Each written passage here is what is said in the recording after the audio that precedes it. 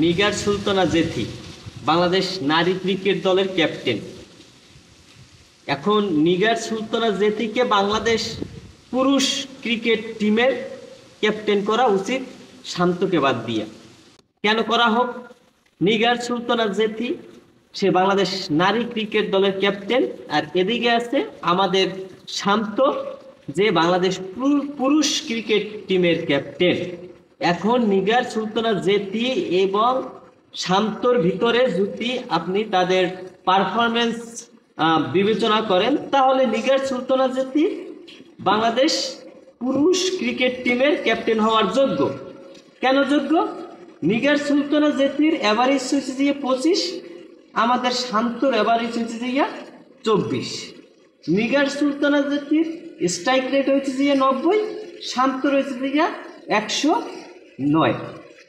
Nigar Sultana জেথির high score হয়েছে যে 113 অপরাজিত, শান্তর হাই স্কোর হয়েছে যে 71, এটা হচ্ছে তার হাই স্কোর। নিগার সুলতানা জেথির 15টা 50 আছে, একটা 100 আছে, শান্তর 9টা 50 আছে আন্তর্জাতিক টি20 ক্রিকেট দলের হইয়া। এখন এই নিগার সুলতানা জেথির থেকে শান্ত কি তার পারফরমেন্স হিসাব করলে কি শান্ত কি মানে বেশি কিছু করছে? না, যেহেতু করে নাই। এই পারফরমেন্স নিয়ে যদি, এই ফিগার নিয়ে যদি শান্ত বাংলাদেশ পুরুষ ক্রিকেট টিমের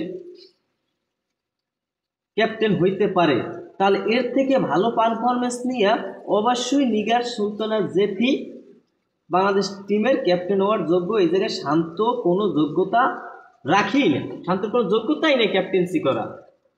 তো একজন অ্যাজ এ ক্যাপ্টেন সে তার ম্যাচ খেলে 3 রান করিয়া সে আউট হইবে, সে 10 রান করিয়া আউট হইবে। আপনি যদি দেখতে যান যে পিছনে যতগুলো লাস্ট 10টা ম্যাচ দেখেন তাহলে 2 সংখ্যার গণ্ডি সে পারাইতে পারে নাই, তাহলে সে কিভাবে ক্যাপ্টেন হিসাবে যোগ্য?